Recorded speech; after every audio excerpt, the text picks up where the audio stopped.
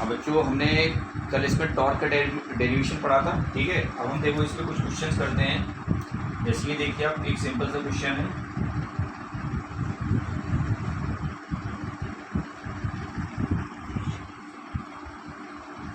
जैसे देखिए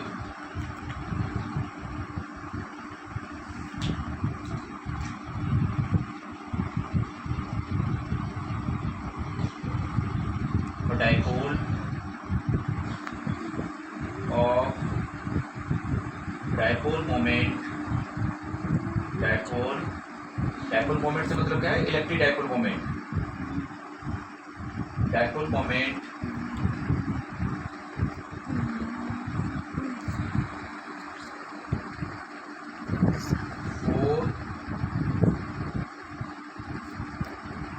कूलोमीटर, dipole moment 4 कूलोमीटर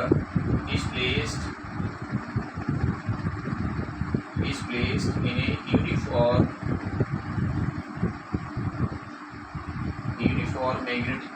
electric field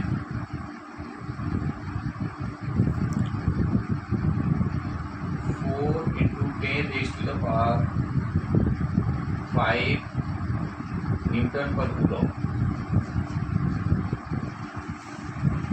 A dipole of dipole moment this is placed in a uniform magnetic field this making an angle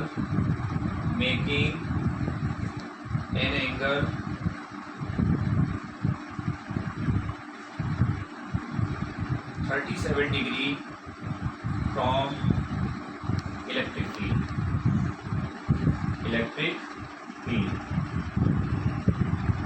Find the torque on the dipole. आपके dipole पे torque आपको find करना है, ठीक है नहीं। ये बस क्वेश्चन आपके पास सिंपल सा है। ये आपके पास एक डाइपोल है और ये मान लो, वैसे मैं डाइपोल को ऐसे दिखा देता हूँ, तो इसका मतलब इधर नेगेटिव चार्ज होगा, इधर पॉजिटिव होगा। ये डाइपोल मोमेंट दे रखा है, वैसे दिखा देता हूँ, चाहे -q +q चार्ज करके दिखा दो, क्योंकि एरो की डायरेक्शन क्या होगा, डाइपोल मोमेंट आपके पास ये होगा। और ये यहाँ से कितना 37 का एंगल बनाते हुए इस तरह से रखा हुआ है। इलेक्ट्रिक फील्ड आपके पास ये दे रखा है, डाइपोल मोमेंट भी दे रखा है। अब आपको टॉर्क निकालना है, तो सिंपल बस आप क्या करेंगे, इस क्वेश्चन को हम सॉल्व करते हैं। तो आप देखेंगे, देखो टॉ इक्वल टू, इसमें सीधा फार्मूला लग जाएगा PE और ये आपके पास साइन थीटा के इक्वल आ जाएगा। दैट इज टॉर्क का फार्मूला ये होता है P की वैल्यू आपको कितनी दे रखी है, डाइपोल मोमेंट आपको दे रखा है 4 इंटू इलेक्ट्रिक फील्ड आपके पास कितनी दे रखी है, इलेक्ट्रिक फील्ड की वैल्यू दे रखी है 4 into 10 raise to the power आपके पास 5 और थीटा आपके पास कितना दे रखा है 37। इसको 4 नहीं 5 लिख लेते हैं, थोड़ा सा अच्छा सा आ जाएगा आंसर। थीटा आपके पास दे रखा है कितना 37, यानी इलेक्ट्रिक फील्ड और डाइपोल मोमेंट के बीच का एंगल आपके पास होता है। तो आप देख रहे हैं इलेक्ट्रिक मोमेंट और इलेक्ट्रिक फील्ड और डाइपोल मोमेंट के बीच का एंगल आपको 37 दे रखा है। तो टॉर्क इक्वल टू आपके पास आ जाएगा यहाँ से 4 into 5 into 10 raise to the power 5 into sine 37 की वैल्यू कितनी होती है 3/5। 5 से 5 कैंसिल हो गया, 3 4 का कितना हो गया 12 into 10 to the power 5 newton into आपके पास मीटर। ये आपके पास टॉर्क की वैल्यू निकल कर जाती है। तो सिंपल क्वेश्चन जैसे बोर्ड में अगर आया तो ये इस टाइप का सिंपल क्वेश्चन आपके पास ये इस तरह से हो सकता है, ठीक है नहीं। अब देखिए आप इसमें एक दो क्वेश्चन और लिखते हैं।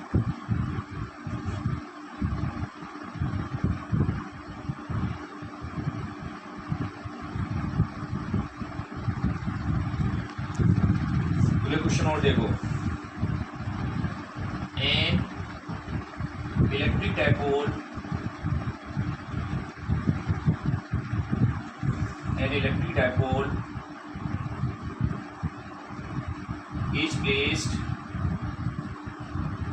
is placed at an angle 30 degree.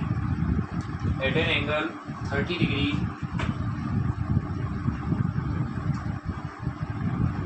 an electric dipole is placed at an angle 30 degree from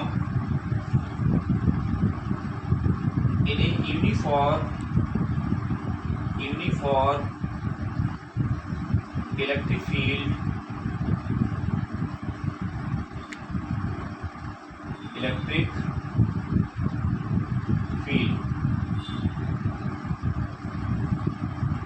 in a uniform electric field 2 into 10 raised to the power 5 Newton per coulomb. Newton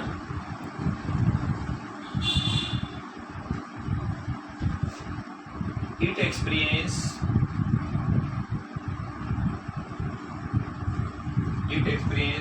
a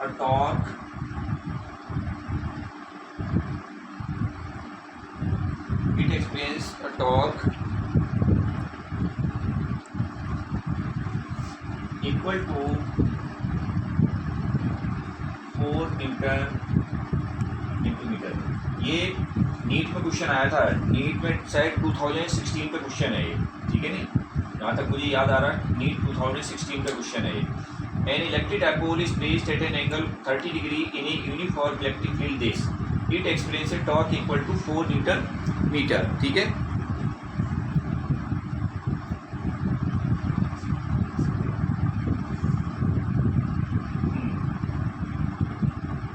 The charge on the dipole if the length of dipole is 2 centimetre. ये आपका question है, ये NEET का है question, ठीक है नहीं। देखो, an electric dipole is placed at an angle 30 degree in a uniform electric field. It experiences torque equal to 4 Newton into meter. The charge on the dipole if length of dipole is 2 centimetre. अब आपको dipole की length दे रखी है, तो अब देखो बस थोड़ा सा चेंज है क्वेश्चन में और कुछ नहीं है। जैसे हम इसको सॉल्व करते हैं क्वेश्चन को, तो देखो एक यूनिफॉर्म इलेक्ट्रिक फील्ड आपको दे रखा है, इसकी वैल्यू आपको दे रखी है 2 into 10 raised to the power 5, ठीक है नहीं। और एक डायपोल आपके पास दे रखा है, वो इससे कितना 30 डिग्री का एंगल सबटेंड कर रहा है। इधर माइनस क्यू चार्ज मान लो दिखा दिया, इधर आपने प्लस क्यू चार्ज दिखा दिया। अब ये यहाँ से कितना 30 डिग्री का एंगल क्या कर रहा है, सबटेंड कर रहा है यहाँ पर। और इसकी लेंथ हमने आपसे कह दी कितनी है, ये 2 सेंटीमीटर दे रखी है। जनरली हम क्या करते हैं 2L करके दिखा रहे हैं, तो टोटल लेंथ योर 2L की वैल्यू कितनी है, आपको 2 सेंटीमीटर दे रखी है। इसमें समझ में आया नहीं। लेंथ ऑफ डायपोल आपको, तो लेंथ हम कितनी 2L लेकर के जनरली चलते हैं, तो 2L की वैल्यू कितनी 2 सेंटीमीटर आपके पास दे रखी है, ठीक है। अब इस कंडीशन जब ये 30 डिग्री का एंगल सबटेंड कर रहा है, तो उस कंडीशन में ये डायपोल 4 न्यूटन मीटर का क्या करता है, टॉर्क एक्सपीरियंस करता है। यानी इसमें जो टॉर्क की वैल्यू लग रही है वो कितनी 4 न्यूटन इंटू आपके पास मीटर है। तो आपको बताना कि चार्ज की वैल्यू कितनी होगी, इस चार्ज की वैल्यू हमें क्या करनी है, इसमें फाइंड करनी है। तो देखो क्वेश्चन फार्मूला हम यूज करते हैं, टॉ इक्वल टू किसके होता है, पी ई, और ये आपके पास साइन थीटा के होता है। बिल्कुल सिंपल क्वेश्चन है। पी को हम क्या लिख सकते हैं, 2QL इंटू आपके पास ई इंटू साइन थीटा। वैसे हम 2L क्या करते हैं, लेंथ को लेकर ही चलते हैं। अगर L लेंथ ले लेते तो वो 2 सेंटीमीटर जाती है, तो यहाँ 2 नहीं आता। तो 2L की वैल्यू कितनी 2 सेंटीमीटर आपको दे रखी है। तो अब देखो, अब इसमें दे क्या क्या रखा है, आपको क्यू की वैल्यू फाइंड करनी है। टॉर्क आपको दे रखा है 4 न्यूटन इंटू मीटर। अब बस इसमें यही ध्यान रखना चाहिए था कि देखो ये न्यूटन मीटर में, ये एमकेएस में, ये आपको न्यूटन पर कूलम दे रखा है, ये भी एमकेएस में वैल्यू, लेकिन ये लेंथ कितनी सेंटीमीटर में, तो आपको इसको मीटर में कन्वर्ट करना है, ठीक है। बस इसमें ये चीज़ थोड़ा सा ध्यान रखनी थी। तो क्यू की वैल्यू हमें फाइंड करनी है 2L टोटल लेंथ आपको 2 सेंटीमीटर दे रखी है, तो 2 into 10 to the power -2 metre आ जाएगा। इंटू ई इलेक्ट्रिक फील्ड आपको दे रखा है 2 into 10 to the power 5 into आपके पास साइन थीटा की वैल्यू आपको 30 डिग्री दे रखी है। बस क्यू की वैल्यू आ जाएगी 4 इक्वल टू आपके पास क्यू इंटू साइन 30 कितना होता है 1/2, 2 से 2 कैंसिल हो जाएगा। तो यहाँ से 2 इंटू 10 टू द पावर आपके पास किसके 3 क्या आ जाएगा, 2 से 2 कैंसिल हो जाएगा। तो क्यू इक्वल टू हमारे पास आ जाएगा 2 बचेगा, और ये अपॉन में आएगा, ऊपर जाएगा तो 2 into 10 to the power minus आपके पास 3 कूलम। ये चार्ज की वैल्यू आ गई। अब क्या था, बिल्कुल फार्मूला यूज करना था, सीधा आपके पास क्वेश्चन ये इस तरह से आ गया, ठीक है नहीं। ये एक बात और देखो, सिंपल सा क्वेश्चन मैं आपको करवाता हूँ। ये बोर्ड में या AIEEE या JEE मेन में क्या होता है कि इसी टाइप के आपको छोटे छोटे क्वेश्चन आपको मिलेंगे, ठीक है।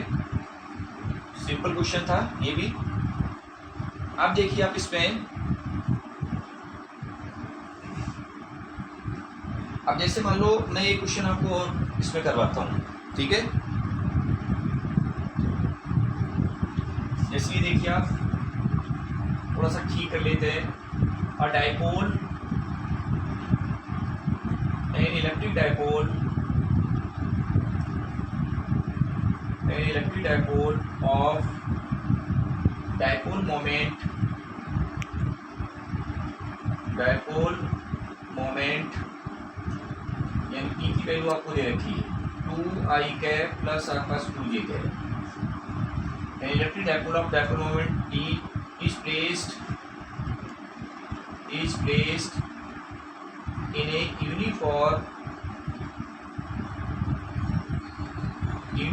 electric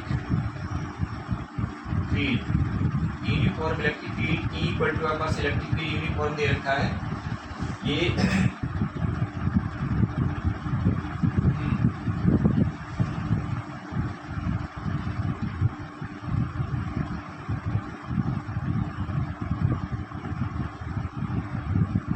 3i cap plus 4j cap, ये यूनिफॉर्म इलेक्ट्रिक फील्ड दे रखा है।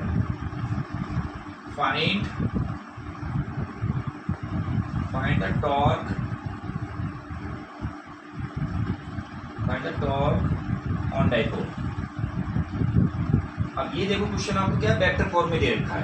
अब वेक्टर फॉर्म में दे रखा है तो एंगल तो हमें पता नहीं हुआ, तो हम क्या करें वेक्टर वाला फार्मूला यूज करेंगे। तो देखो इसको अगर सॉल्व करते हैं तो अगर कहीं वेक्टर फॉर्म में आपको दे रखे हैं तो हमें वेक्टर वाला फार्मूला यूज करना चाहिए। टॉ इक्वल टू किसमें होता था P क्रॉस E, ना कि E क्रॉस P। ये हमने आपको समझाया भी था कि P क्रॉस E क्यों होता है, क्योंकि इसकी डायरेक्शन क्या होनी चाहिए, सेम होनी चाहिए। अब P क्रॉस प्रोडक्ट होता है तो टॉ इक्वल टू आपके पास P आपके पास वेक्टर ये दे रखा है 2i कैप प्लस आपके पास 2j कैप और क्रॉस आपके पास आ जाएगा E इलेक्ट्रिक फील्ड इंटेंसिटी आपके पास कितनी 3i कैप प्लस आपके पास 4j कैप के इक्वल दे रखी है। तो हम टॉर्क की वैल्यू निकाल लेते हैं। देखो अब हमें पता है कि क्रॉस प्रोडक्ट हमें करना है तो i क्रॉस i क्या होता है, i क्रॉस i तो 0 होता है, i क्रॉस j क्या होता है k और 2 4 कितना हो जाएगा 8, i क्रॉस j क्या हो गया k हो गया, k कैप दिखा दिया आपने। इसी तरह से i क्रॉस i 0 हो गया, i क्रॉस j k हो गया। अब इसका करते हैं j क्रॉस i कितना हो जाएगा, i क्रॉस j तो k होता है तो j क्रॉस i क्या होगा, j क्रॉस i क्या होता है माइनस k होता है, ठीक है नहीं। तो आप देखेंगे 2 3 या 6 हो जाएगा, ये 6 और ये माइनस का k है और j क्रॉस k क्या होता है j क्रॉस j क्या होता है 0 हो जाता है। तो टॉ इक्वल टू हमारे पास क्या आ जाएगा यानी 8k कैप और माइनस आपके पास 6k कैप, दैट इज आपके पास टॉर्क की वैल्यू निकल करके आ गई यानी 2k कैप, यानी दैट इज कहने का मतलब 2 न्यूटन मीटर। तो ये इसका मैग्नीट्यूड हो गया और डायरेक्शन जो होगी वो k कैप।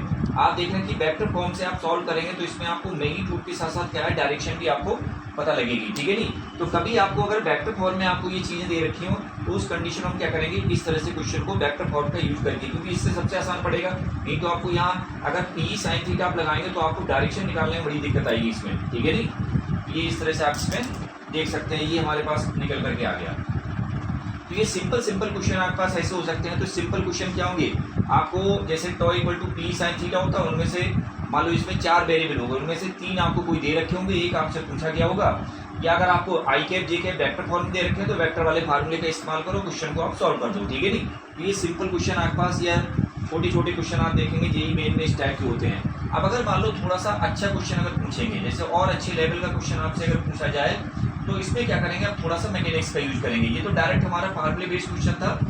अब वही है कि जब अच्छे क्वेश्चन आपके पास करने होते हैं तो थोड़ा सा मैकेनिक्स में आपको जाना पड़ता है, ठीक है। तो देखिए आप इसमें अब जैसे देखो आप, चलो देखो बच्चों थोड़ा सा अगर अच्छा क्वेश्चन आपसे पूछा जाए, वैसे तो उसी टाइप के क्वेश्चन ज़्यादातर आपसे पूछे जाते हैं, जैसे एडवांस में या थोड़ी सी बहुत अच्छा अगर क्वेश्चन पूछा गया तो थोड़ा सा मैकेनिक्स हम इसमें यूज कर लेंगे। जैसे देखिए आप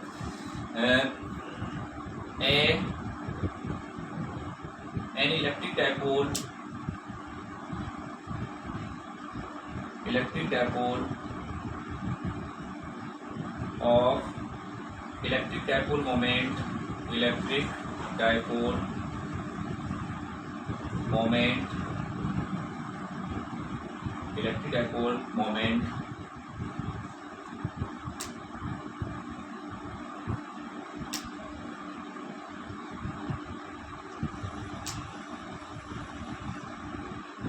नहीं, electric dipole moment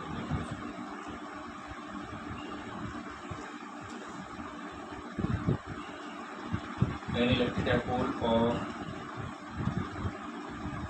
an electric dipole of charge q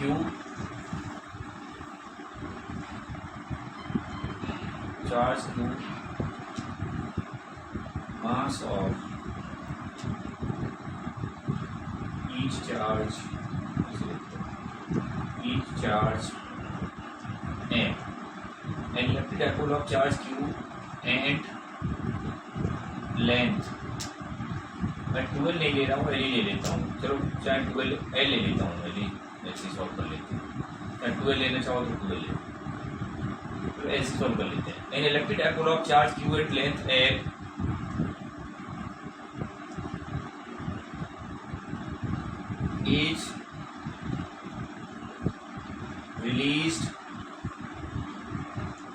is released in a uniform electric field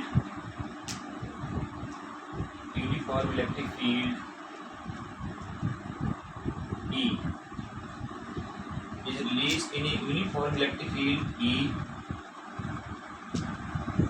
at an angle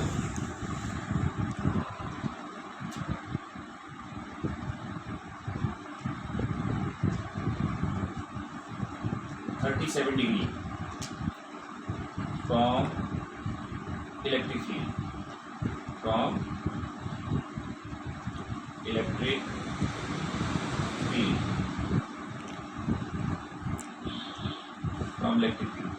find the angular acceleration, अब थोड़ी सी मैकेनिक्स आ गई, angular acceleration of dipole at this position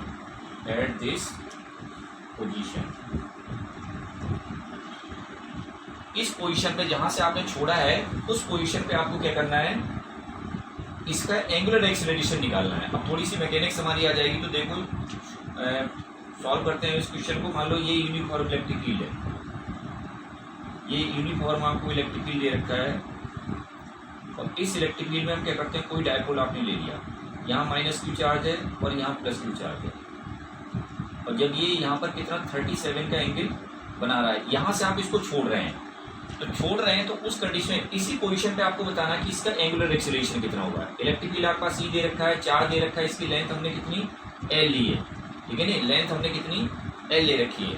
तो अब ये देखिए आप, अब आपको एंगुलर एक्सेलरेशन निकालना है, तो आपको पता है कि देखो इस पर टॉर्क का जो फार्मूला होता है, टॉ इक्वल टू आपने पढ़ा है क्या होता है, PE sin थीटा, ये हमने पढ़ रखा है।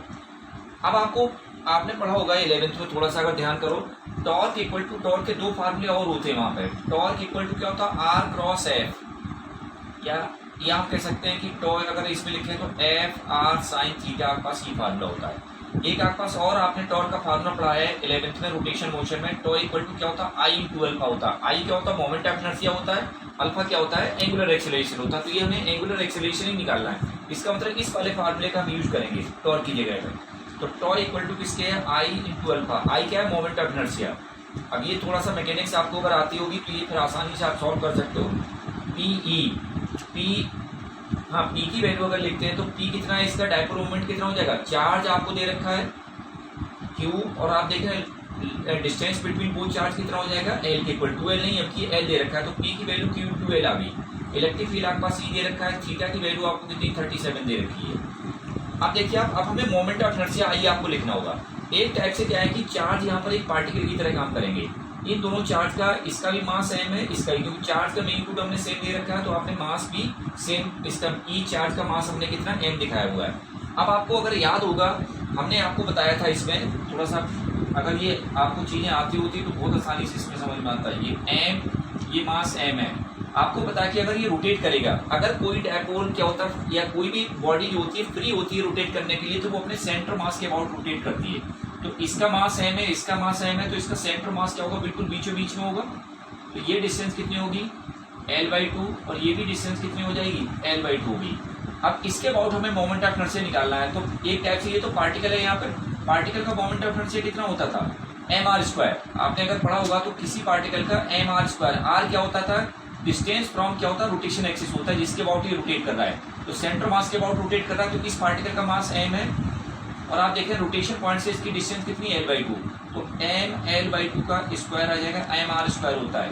इसी तरह से इस वाले पार्टिकल का भी मोमेंट ऑफ इनर्शिया कितना हो जाएगा m L/2 का स्क्वायर आपके पास ही आ जाएगा। तो I इक्वल टू आपके पास 1/4 ml² प्लस आपके पास 1/4 ml²।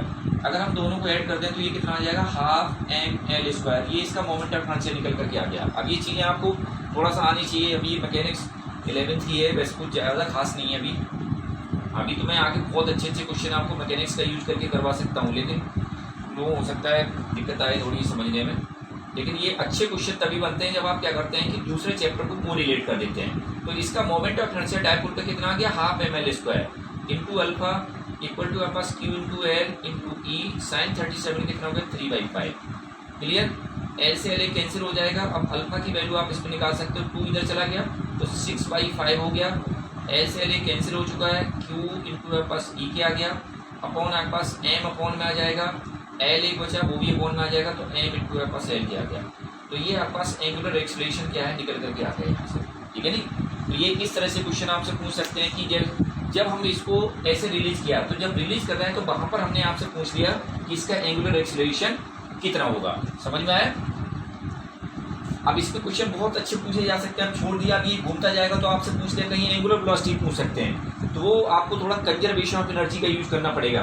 तो वो अभी करवा दूंगा, थोड़ा एनर्जी पढ़ा देता हूँ तो बताऊंगा इसमें। तो अगर अच्छे क्वेश्चन आप इसमें देखेंगे तो ये इस टाइप से होंगे। तो आपसे कभी एंगुलर एक्सेलरेशन पूछ लिया, वैसे आप देखेंगे अगर आपको मैकेनिक्स अगर आती है, काइनेमेटिक्स आपने पढ़ा तो अल्फा आप यहाँ से भी निकाल सकते हैं कि भाई टी टाइम के बाद इसकी एंगुलर वेलोसिटी कितनी हो, तो अल्फा क्या लिखेंगे T omega upon D T, फिर इंटीग्रेशन का यूज करके आप सॉल्व कर सकते हैं। तो इतने मुश्किल ज़्यादा करने की जरूरत नहीं है, ठीक है, ये आप समझ सकते हो इसमें, ठीक है नहीं।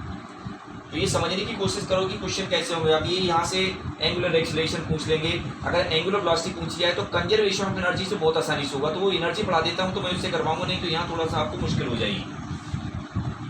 चलो अब देखो इसमें, तो ये तौर पे हमने क्वेश्चन करवा दिया आपको, सिंपल क्वेश्चन करवाए थे। अब ये अच्छे क्वेश्चन आप करेंगे तो ये इस टाइप से आपको मिल सकते हैं दूसरे चैप्टर को कोरिलेट करके।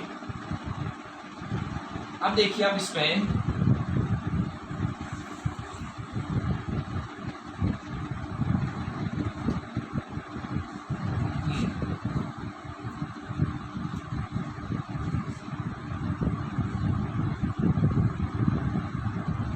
पोटेंशियल एनर्जी,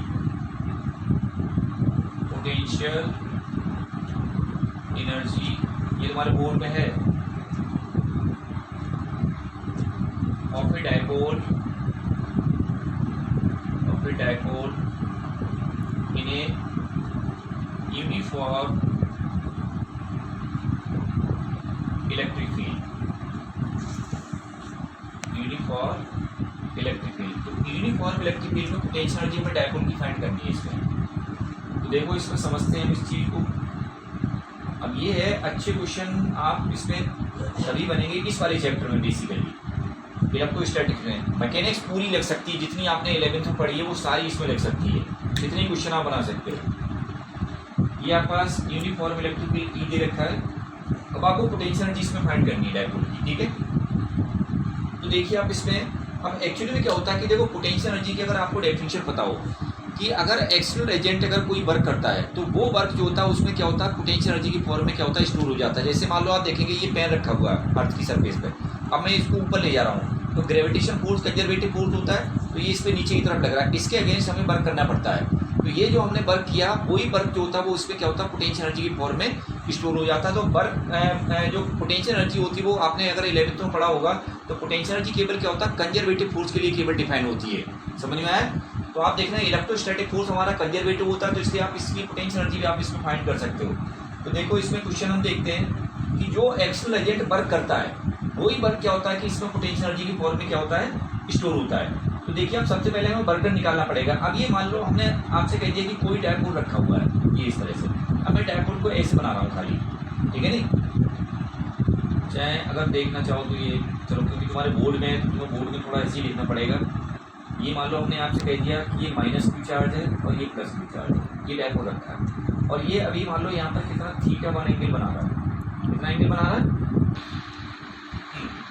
अब देखो बच्चों, इसमें हमें बेसिकली क्या करना है कि डायपोल में कितनी पोटेंशियल एनर्जी इसमें स्टोर हो गई। तो पोटेंशियल एनर्जी क्या होता है कि अब जैसे मान लो ये डायपोल इस तरह से रखा हुआ है, अब मैं इसको ऐसे घुमा रहा हूँ, इसका मतलब ऐसे घुमाने में हमें वर्क करना पड़ेगा। अभी मान लो ये θ1 एंगल बनाते हुए रखा हुआ है, और θ1 से सपोज कर लो हमें क्या करना है, इसको इस पोजीशन θ2 में लेकर के आना है, यानी ये प्लस क्यू और ये माइनस क्यू, यानी इस पोजीशन में हम इसको लेकर के आए। θ1 से हमने कितने एंगल से इसको घुमाया, θ2 एंगल से घुमाया। तो θ1 से θ2 तक आपको घुमाने में कितना वर्क करना पड़ेगा। कभी कभी आपसे वर्क भी पूछ लेते हैं, तो पहले मैं वर्क निकालूंगा, और यही वर्क जो होगा जो इसको घुमाने में वर्क करना पड़ा एक्सटर्नल एजेंट को, ये इसमें क्या होता है कि पोटेंशियल एनर्जी के फॉर्म में क्या होता है, स्टोर हो जाता है। तो वो हमारी क्या होगी, पोटेंशियल एनर्जी इस तरह से निकल करके आ जाएगी। अब देखिए आप इसमें थोड़ा सा लिख देना कि स्टेटमेंट थोड़ा सा इस तरह से लिख देना, an electric dipole moment of charge Q and length है, या 2l लिख देना। An electric dipole moment of charge Q and length 2l is placed in a uniform electric field E making an angle θ1 from electric field. ठीक है नी। The work done in rotating dipole from angle θ1 to θ2, यानी θ1 से θ2 तक rotate करने में कितना आपको वर्क इसमें करना पड़ा, वो हमें निकालना है। अब देखिए आप इसमें, अब हम क्या करते हैं, ये थोड़ी एक लाइन लिख देना है इसमें। तो अब देखिए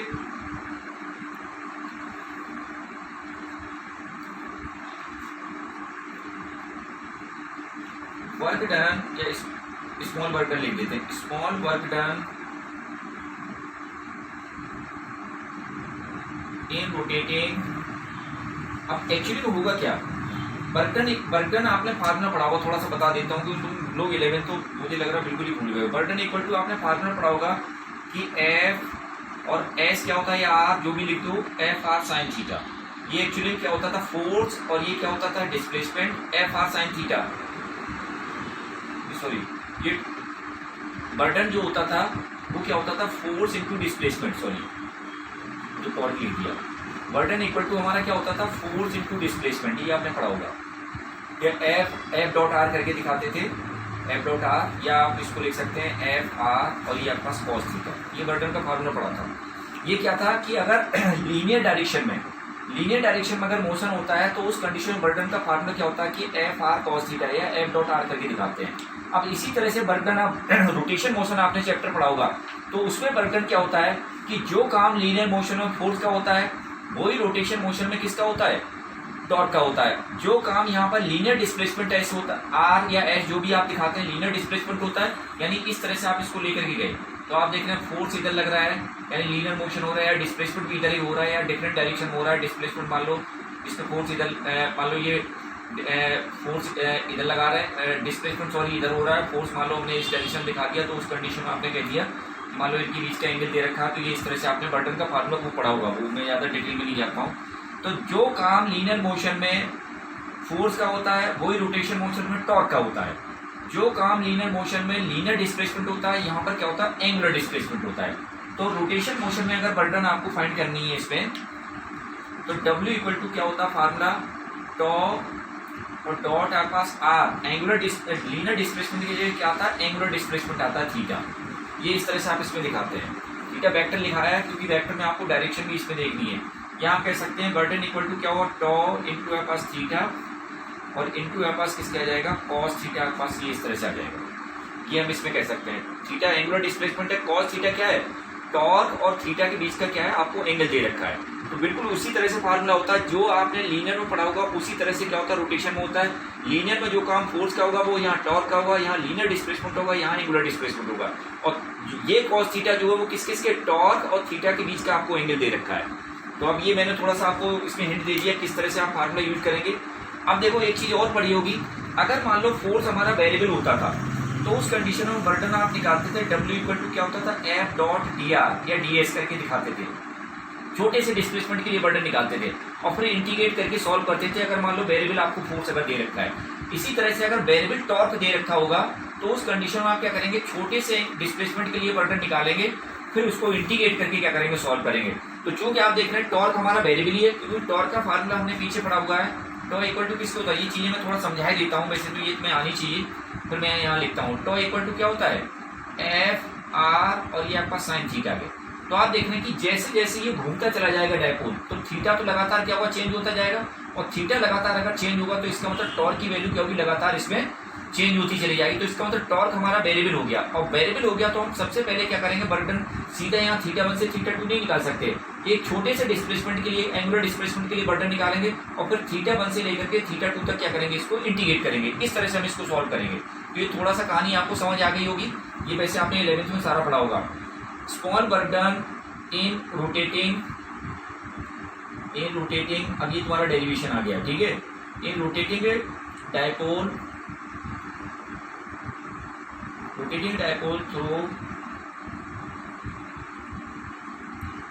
थ्रू स्मॉल एंगल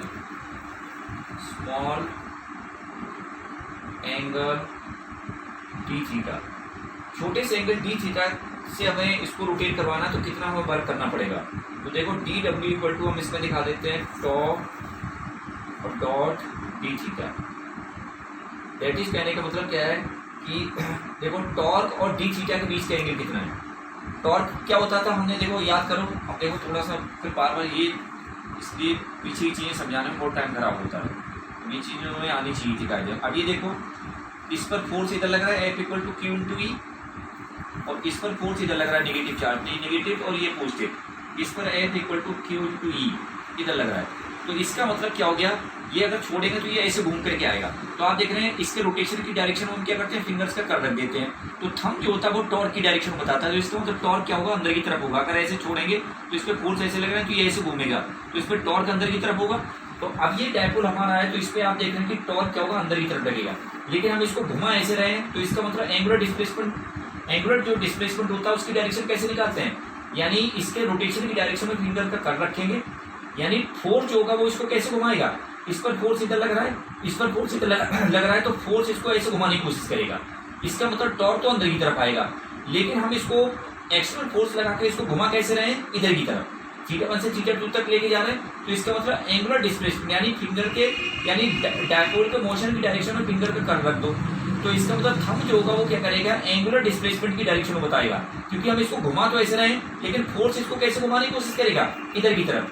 तो टॉर्क की डायरेक्शन अंदर की तरफ है और एंगुलर डिस्प्लेसमेंट डायरेक्शन क्या है, बाहर की तरफ है। तो इसका मतलब टॉर्क और एंगुलर डिस्प्लेसमेंट के बीच का एंगल कितना हो गया, 180 हो जाएगा, क्योंकि टॉर्क की डायरेक्शन तो अंदर की तरफ है और एंगुलर डिस्प्लेसमेंट की डायरेक्शन क्या है, बाहर की तरफ है।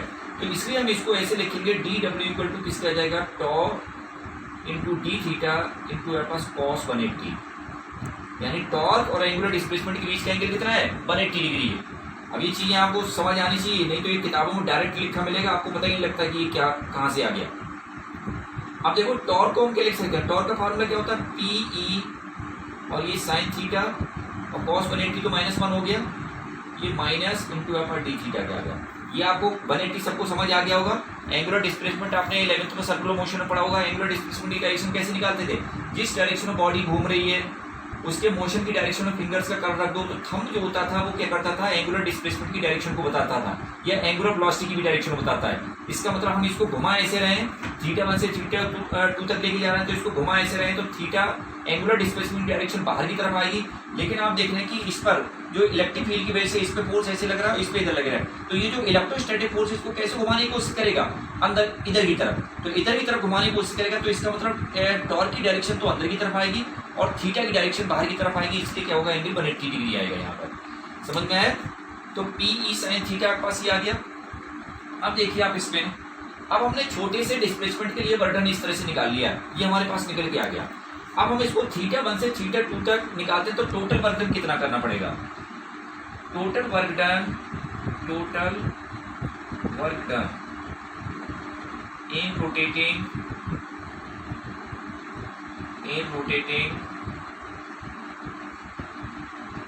रोटेटिंग और डायपोल। अब ये टीचर आपको डायरेक्ट करवा देते हैं, बहुत सारी चीजें बताती नहीं, मैं आपको पूरा खुल के समझा रहा हूँ कैसे आया। ये डायरेक्ट तुम्हें किताबों में लिखा मिलेगा तो पता ही लगता है कि वो क्या रहा है इसमें, इसलिए चीजों को समझो ढंग से, किताबों में नहीं मिलेगा आपको। Total work done in rotating a dipole from θ1 to θ2, θ1 से θ2 तक हम इसको रोटेट करवा रहे हैं तो कितना वर्क करना पड़ेगा। तो अब हमें इसको इंटीग्रेशन करना पड़ेगा क्योंकि वेरिएबल था। तो आप देखें डी डब्ल्यू इक्वल टू आपके पास आ जाएगा पी ई और ये आपके पास साइन थीटा इंटू आपके पास डी थीटा माइनस, और लिमिट हम θ1 से θ2 तक की इसमें दिखा देते हैं। तो अब ये देखो टोटल वर्क डन हमारे पास W आ गया। तो W इक्वल टू आपके पास आ जाएगा पी ई, ये तो कांस्टेंट है, डायपोल मोमेंट भी फिक्स है, ई भी फिक्स है। अब ये हमारे पास आ जाएगा साइन थीटा डी थीटा, केवल यही वेरिएबल है। वेरिएबल हमें किससे पता लगता है? इससे जो यहाँ लिखा है वो ये डी एक्स लिखा हुआ तो एक्स होगा, डी वाई लिखा हुआ तो वाई होगा, और ये कांस्टेंट होंगे। तो आप देखें W इक्वल टू आपके पास आ जाएगा माइनस का पी ई, साइन थीटा का इंटीग्रेशन कितना होता है? माइनस कॉस थीटा होता है, और लिमिट हमारी θ1 से θ2 तक इस तरह से आ गई, माइनस माइनस प्लस हो जाएगा अंदर जा करके। तो ये आपके पास आ जाएगा पी ई कॉस थीटा, और ये θ1 से θ2 तक की लिमिट दिखा देते हैं। That is W equal to आपके पास किसके आ जाएगा? Upper limit minus lower limit put कर देते हैं। तो पी ई कॉस θ2 माइनस आपके पास किसके आ जाएगा? कॉस θ1। ये हमारे पास वर्क डन निकल करके आ गया। कॉम्पिटिशन में कभी कभी क्या करते हैं, ये हमें इसको ऐसे घुमाना है तो ये वर्क कौन कर रहा है? एक्सटर्नल एजेंट वर्क कर रहा है। ये एक्सटर्नल एजेंट ने वर्क किया। तो कभी कभी क्या होगा, कॉम्पिटिशन में तुम्हारे बोर्ड में तो ये चीज़ नहीं पूछी जाएगी, लेकिन कॉम्पिटिशन में आपसे पूछ लेते हैं कि वर्क डन रोटेट करवाने कितना लगा, तो ये फार्मूला आप डायरेक्ट यूज कर सकते हो, ठीक है नहीं, ये वाला फार्मूला। लेकिन हमें क्या करना है, इसकी पोटेंशियल एनर्जी निकालनी है। तो अब देखिए आप पोटेंशियल एनर्जी क्या होगी।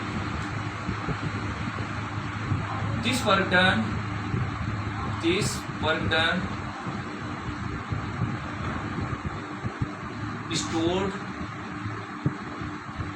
stored as a potential energy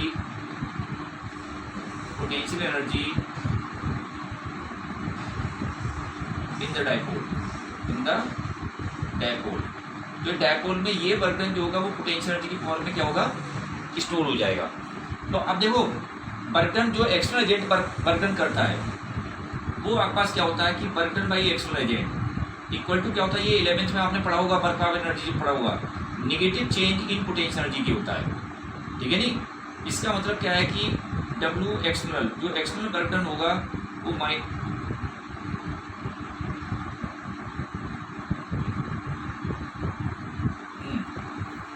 final energy minus आपके पास इनिशियल एनर्जी क्या आ गया? दैट इज आपके पास माइनस यहाँ अंदर कर दो, तो इसका मतलब initial energy minus final energy equal to आपके पास क्या होगा? W एक्सटर्नल, ये एक्सटर्नल वर्क डन आया। इसकी वैल्यू ये हम निकाल चुके हैं। तो initial minus final equal to क्या हो जाएगा? पी ई, और ये आपके पास कॉस θ2। मैंने ये पूरा डिटेल में आपको समझाया है, किताबों में तो आपको डायरेक्ट लिखा मिलता है, ठीक है नहीं। ये आपके पास आ गया, ये चीज़ आपने 11th में पढ़ी होगी। अब ये हमारे पास पोटेंशियल एनर्जी आ गई। अब हमें क्या करना है, देखो एक्चुअली में क्या होता है कि चेंज इन पोटेंशियल एनर्जी हमारे पास निकल के आया। हमें निकालना क्या है? हमें पोटेंशियल एनर्जी बतानी है। पोटेंशियल एनर्जी, अब ये आपने अगर थोड़ा सा ध्यान हो आपको, अगर आपने वर्क ऑफ एनर्जी चैप्टर पढ़ा होगा, पोटेंशियल एनर्जी जो होती है वो रेफरेंस पॉइंट पे डिपेंड करती है। जैसे किसी पॉइंट की आप पोटेंशियल एनर्जी दिखाते हैं, जैसे आपने देखा होगा कि अर्थ से किसी चीज़ को ऊपर लेके जा रहे हैं तो आप पोटेंशियल एनर्जी कितनी दिखाते हैं? mgh। तो mgh कब दिखाते हैं? जब अर्थ की सरफेस पे आपने जीरो अज्यूम की है, तब वहाँ से कितनी h हाइट पे गए तो उस कंडीशन क्या है? mgh होती है। कि पोटेंशियल एनर्जी जो होती है वो क्या करती है? रेफरेंस पॉइंट पे डिपेंड करती है, यानी किसके रिस्पेक्ट में आप दिखा रहे हैं। जबकि पोटेंशियल एनर्जी का डिफरेंस जो होता है वो रेफरेंस पॉइंट पे डिपेंड नहीं करता। ये वर्क ऑफ एनर्जी में 11th में पढ़ा होगा तुम लोगों ने। तो पोटेंशियल एनर्जी का डिफरेंस तो हमेशा सेम रहेगा, ये रेफरेंस पॉइंट पे डिपेंड नहीं करता है। लेकिन हमें पोटेंशियल एनर्जी निकालनी है, तो पोटेंशियल एनर्जी क्या होती है? रेफरेंस पॉइंट पे डिपेंड करती है। तो किसी एक पॉइंट की पोटेंशियल एनर्जी हम क्या करते हैं? जीरो अज्यूम करते हैं। तब हम क्या करते हैं? दूसरे पॉइंट की पोटेंशियल एनर्जी दिखाते हैं, तब हमें क्या करते हैं? दूसरे पॉइंट की पोटेंशियल एनर्जी पता लगती है। जैसे mgh आप लिखते थे, इसका मतलब mgh पोटेंशियल एनर्जी आप लिखते हैं तो अर्थ की सरफेस पर पोटेंशियल एनर्जी कितनी? जीरो लेते हैं। तो पोटेंशियल एनर्जी जो होती है वो क्या करती है? रेफरेंस पॉइंट पर डिपेंड करती है। तो इसका मतलब पोटेंशियल एनर्जी निकालनी है, तो हम क्या करते हैं? किसी एक पॉइंट की पोटेंशियल एनर्जी जीरो अज्यूम करते हैं, फिर दूसरे पॉइंट की पोटेंशियल एनर्जी क्या करते हैं? इसमें दिखाते हैं। तो देखो अब यहाँ से देखेंगे, if we assume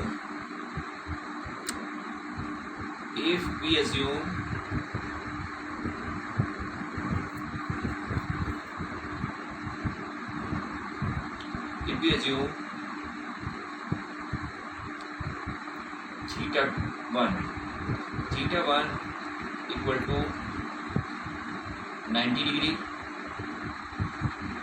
if we assume theta 1 90 degree,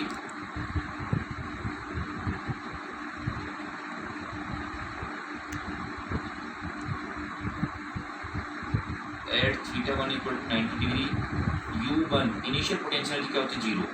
जब थीटा 1 90 डिग्री होता तो वहाँ की पोटेंशियल ऐसे नहीं कहीं भी मान लेंगे, इसका भी कारण है क्यों 0 मानी, क्योंकि अर्थ की सरफेस हम 0 लेते हैं तो वो रीजन होते हैं, ऐसे नहीं कि आप कोई कहेगा नहीं हम तो कहीं भी पोटेंशियल 0 ले लेंगे, ऐसे नहीं। यहाँ पर आपको समझा भी दूंगा क्यों आया, वैसे तो वैसे ज़्यादा जानने की जरूरत नहीं है, वैसे अगर कहोगे तो मैं समझा दूंगा। तो थीटा 1 जब 90 डिग्री तब पोटेंशियल आपने 0 ले ली, जब थीटा 2 इक्वल टू हमने कह दिया कितना है थीटा है, तब हमने फाइनल पोटेंशियल कितनी आपने थीटा करके इस तरह से दिखा दी, तो सॉरी यू करके दिखा दी। अब ये वैल्यू हम इसमें पुट करते हैं, U1 हमने कर दिया 0 माइनस यू फाइनल हमने U दिखा दिया। अब देखो आप इसमें P और ये आपके पास E और कॉस आप देखेंगे थीटा 2 जगह पर थीटा रहती है, और आप देख रहे हैं माइनस कॉस थीटा 1 यानी कितना 90 डिग्री, कॉस 90 की वैल्यू 0 होती है, दैट इज आपके पास U इक्वल टू, ये माइनस इधर जाएगा तो माइनस आपके पास PE कॉस थीटा होता है। ये हमारा फार्मूला आता है निकल करके पोटेंशियल एनर्जी का जनरल फार्मूला। अब ये आपको याद रखना है और ये आपको दिमाग में होना चाहिए कि ये यानी हम कह सकते हैं, अब देखो P क्या है वेक्टर क्वांटिटी है, E ए भी vector quantity, electric field vector quantity, dipole भी वेक्टर क्वांटिटी। तो आपको पता है कि ए बी कॉस थीटा क्या होता था A डॉट बी, इसका मतलब इसको P डॉट E लिखेंगे माइनस आपके पास P डॉट E। अब ये माइनस साइन क्यों आया वो आपको समझ में आया नहीं, किताबों में डायरेक्ट लिखा होता आपको पता ही लगता है कि माइनस साइन क्यों लगा दिया, तो बहुत बच्चे तो इसमें ध्यान ही नहीं देते माइनस साइन क्यों है, ये माइनस साइन आपको हमेशा दिखाना है इसमें, ठीक है नहीं। तो इसका मतलब क्या है कि जब हमने 90 डिग्री पे पोटेंशियल एनर्जी, जब डायपोल क्या है इलेक्ट्रिक फील्ड से 90 डिग्री एंगल बना रहा है, तब पोटेंशियल एनर्जी हमने कितनी 0 अज्यूम की है, तो उस कंडीशन में आप देखेंगे पोटेंशियल एनर्जी फिर हमने निकाली है, तो हमारा ये फार्मूला आता है। तो हमारे दिमाग में ये होना चाहिए, मन मन में आपको ये पता होना चाहिए कि ये हमारा फार्मूला कब एप्लीकेबल है, जब इलेक्ट्रिक फील्ड से थीटा डायपोल की तरह 90 डिग्री का एंगल बना रहा है, तब पोटेंशियल एनर्जी हमने 0 अज्यूम की है, तब हमने इसकी पोटेंशियल एनर्जी को क्या किया है, ये इस तरह से डिफाइन किया है। तो ये आपको दिमाग में होना चाहिए, तो चाहे ये लिख लेना कि जब हमने ये अपने आप समझने के लिए, आपको एग्जाम में नहीं लिखना है, एग्जाम में तो आपको ऐसे ही लिख देना है। तो जब हमने 90 डिग्री पे पोटेंशियल एनर्जी 0 अज्यूम की है, तब हमारी पोटेंशियल एनर्जी आपके पास ये किस एंगल थीटा पे पोटेंशियल एनर्जी कितनी आपके पास ये है, ये आपको दिमाग में होना चाहिए। ये ऐसे नहीं है, चेंज इन पोटेंशियल एनर्जी तो आप कहीं भी निकाल सकते हो, change in potential energy reference point पे डिपेंड नहीं करती है, तो ये आपको मानने की जरूरत नहीं है। तो ये डिफरेंस आप कहीं भी यूज कर सकते हो, इसमें आपको दिखाएंगे। लेकिन अगर खाली पोटेंशियल एनर्जी आपको दिखानी है तो आपको रेफरेंस पॉइंट आपको कंसीडर करना पड़ेगा। तो एक ऐसा रेफरेंस पॉइंट जिसके वहाँ पर पोटेंशियल एनर्जी हम 0 अज्यूम कर लें, तब आप देखेंगे कि दूसरे पॉइंट की पोटेंशियल एनर्जी हम डिफाइन करते हैं इसमें। जैसे आपने स्प्रिंग पोटेंशियल एनर्जी निकाली होगी हाफ के एक्स स्क्वायर, तो हाफ के एक्स स्क्वायर पोटेंशियल एनर्जी कब होती है, जब आपकी मीन पोजीशन में पोटेंशियल एनर्जी कितनी 0 होती है, तब हम क्या करते हैं कि स्प्रिंग के केस में पोटेंशियल एनर्जी हाफ के एक्स स्क्वायर लिखते हैं। ये आपने डेरिवेशन भी करा होगा।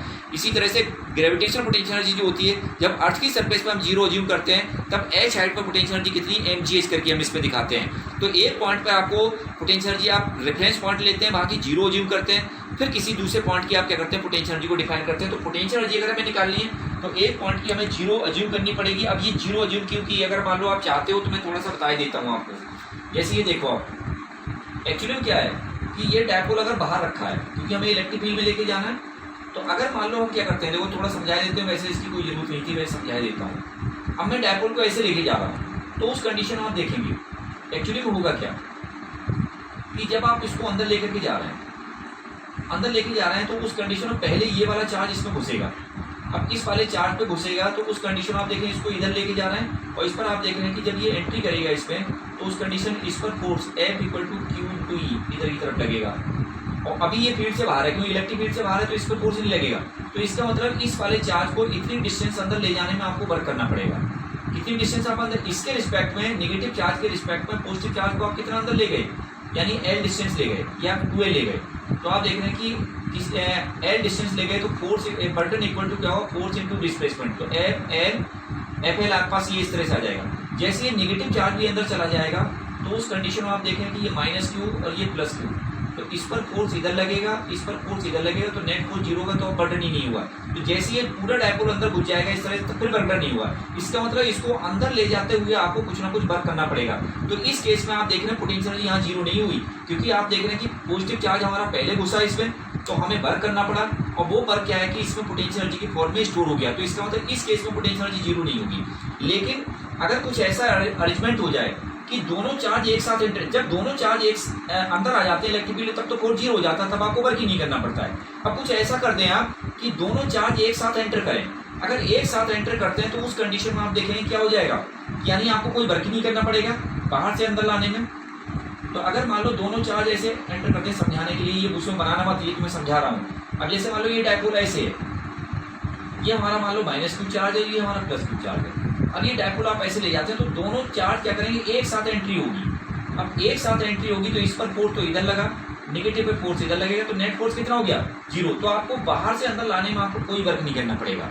अब कोई वर्क नहीं करना पड़ेगा तो इसका मतलब क्या है कि जब ऐसे आप इसको ले जाते हैं तो उस कंडीशन में आप देख रहे हैं कि इस पर कोई वर्क नहीं करना पड़ता है, तो इस केस में इस पर पोटेंशियल एनर्जी क्या होती है, जीरो होती है। तभी ये हमने दिखाया है कि जब θ1 कितना 90 डिग्री, यानी इलेक्ट्रिक फील्ड से डायपोल जब 90 डिग्री का एंगल बना रहा है, यानी इस तरह से ये θ1 ये 90 डिग्री का एंगल बना रहा है, तो उस कंडीशन में आप देख रहे हैं कि इसकी पोटेंशियल एनर्जी जो है वो क्या है, जीरो के इक्वल आपके पास दे रखी है। तो पोटेंशियल एनर्जी कितनी है, जीरो। तभी हमने ये जीरो अज्यूम किए, तब हमने दूसरे पॉइंट की पोटेंशियल एनर्जी डिफाइन की है। इसमें समझ में आया? वैसे आपको ये समझाया मैंने, वैसे आपको ये चीज़ आनी चाहिए, तो ये इस तरह से आपके पास निकल करके आ गया। अच्छा डेरिवेशन है, पूरा मैंने आपको डिटेल में समझाया है, और आप इसी तरह से करेंगे तो पूरा आपको समझ भी आ गया होगा इसमें, ठीक है नहीं? पूरा कंसेप्ट भाई आपको समझाया, नहीं तो आपको डायरेक्ट किताबों में लिखा मिलेगा। तो ये चीज़ें थोड़ा सा आपको ध्यान रखने की हैं। अगर किसी को कोई डाउट है, अगर डाउट आएगा तो वही 11th की चीज़ों आपको डाउट आएगा, तो अगर डाउट आता है तो आप पूछ सकते हो इसमें कि ये चीज़ आप डेरिवेशन ये तुम्हारे बोर्ड में भी है, तो थोड़ा सा ध्यान रखने की ज़रूरत है, ठीक है? अब बच्चों तो आप देखो इसमें हम इस पर कुछ क्वेश्चंस करते हैं। ये डेरिवेशन आप ढंग से कर लेना, ये आ सकता है बोर्ड में आपसे पूछ लेते हैं, ये डेरिवेशन आना चाहिए, पूरा समझा के मैंने लिख दिया है। वैसे इतना डिटेल में आप किताबों में थोड़ा शॉर्ट में भी करके दिखा देते हैं, लेकिन मैंने पूरा डिटेल में आपको समझाया है। अब ये देखो, सबसे पहले क्वेश्चन में बर्डन पे ही पूछता हूँ, ठीक है नहीं? फिर मैं पोटेंशियल एनर्जी पे ही पूछूंगा। तो देखो आप इसमें कि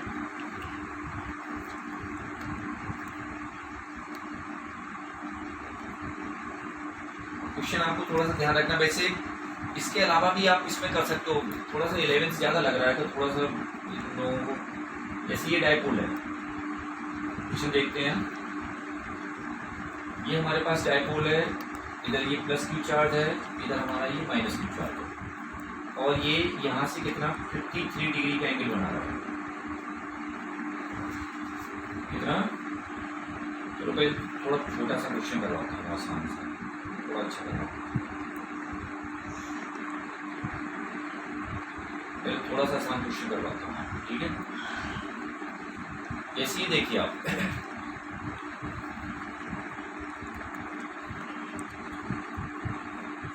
एक डायपोल है हमारे पास, ये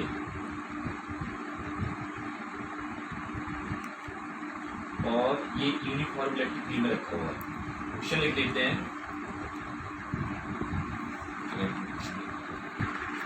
अब देखो बच्चों, ये क्वेश्चन है आपके पास, an electric dipole of dipole moment P is placed in a uniform electric field E.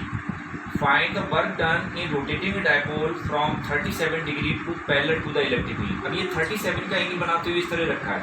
जब इसको छोड़ेंगे तो आप देख रहे हैं कि ये इलेक्ट्रिक फील्ड के जब पैरेलल हो जाएगा, इस तरह से पैरेलल हो जाएगा, तो यहाँ से यहाँ तक कितना वर्क डन करना पड़ेगा इलेक्ट्रिक फील्ड को। इलेक्ट्रिक फील्ड की बेस से फोर्स लगेगा, तो इस पर कितना वर्क आपको करना पड़ेगा। तो अब देखो, अब हम क्या करेंगे, देखो बर्टन का आप ये वाला फार्मूला मत रखना, आप ऐसे करना है इसको, क्वेश्चन को, ये तुम्हें बहुत जगह काम आएगा। वैसे हमने आपको बताया कि बर्टन का जो फार्मूला होता है W = वो क्या होता है कि U इनिशियल माइनस आपके पास U फाइनल होता है।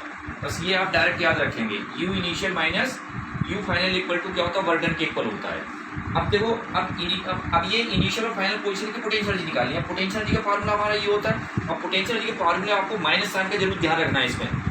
अब देखो, इनिशियली ये डायपोल हमारा यहाँ रखा हुआ था, तो इनिशियल पोटेंशियल एनर्जी तो ये हो गई, हमें बर्टन निकालना है, तो इनिशियल पोटेंशियल एनर्जी कितनी हो जाएगी, माइनस डायपोल मोमेंट P है, इलेक्ट्रिक फील्ड आपके पास E है, और sine theta PE sine theta होता है, sorry cos theta PE cos theta होता है। अब थीटा यहाँ पर कितना 37 है, तो कॉस 37 आपके पास ये इस तरह से आ गया।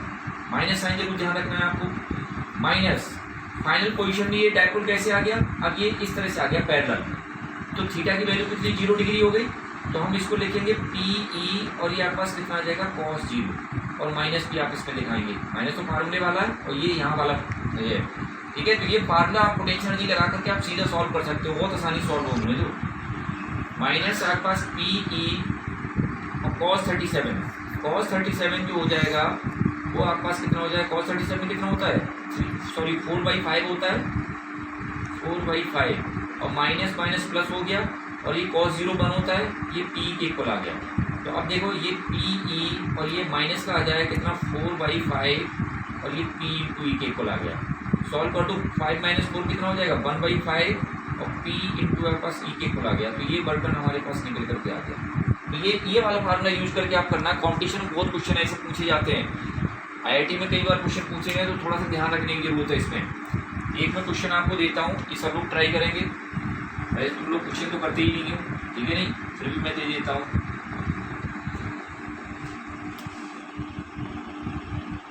मैं स्टेटमेंट नहीं लिख पा रहा हूँ, समझा देता हूँ। ये क्वेश्चन सब लोग ट्राई करेंगे अपने आप। ये देखो ये डायपोल हमारा रखा हुआ है, यहाँ पे डायपोल मोमेंट कितना पी है इसका, और यहाँ से ये एंगल हमने कह दिया कितना 53 डिग्री। और इसको यहाँ से, अब ये एरो इधर लगा हुआ है तो इसका मतलब ये पॉजिटिव चार्ज है, नेगेटिव, इधर से इधर की तरफ डायपोल मोमेंट है। अब इसको हम क्या करते हैं, यहाँ से इसको और ये इस पोजीशन तक लेकर के जाते हैं, ये 37 तक। तो ये पोजीशन ए थी मान लो, और ये पोजीशन आपके पास बी है। तो बर्टन आपको निकालना है, ये थीटा आपको एंगल पता है क्या, इलेक्ट्रिक फील्ड और डायपोल मोमेंट के बीच का एंगल होता है। तो ये थोड़ा सा 53 ये एंगल का ध्यान रखना है आपको। Find the work done, find the work done from position A to position D. ये पोजीशन से बी पोजीशन तक ले जाने में कितना आपको वर्क करना पड़ेगा, ये क्वेश्चन सब लोग करेंगे। ये फार्मूला आप पोटेंशियल एनर्जी लगाने, वैसे तो वो वाला फार्मूला भी यूज कर सकते हो, लेकिन इसमें तुम लोग गड़बड़ कर देते हो। ये वाला फार्मूला आप लगाओ, इसमें कभी गलती बहुत जगह इस्तेमाल होगा, ठीक है नहीं। तो आप डायरेक्ट कर लिया करो इस तरह से। तो आप इसमें फार्मूला यूज करेंगे, बस ठीक है। आपको देखना है कि इलेक्ट्रिक फील्ड हो, ये 53 नहीं होगा, ये एंगल कुछ और होगा, ठीक है नहीं। तो इसको सब लोग सॉल्व करके दिखाएंगे।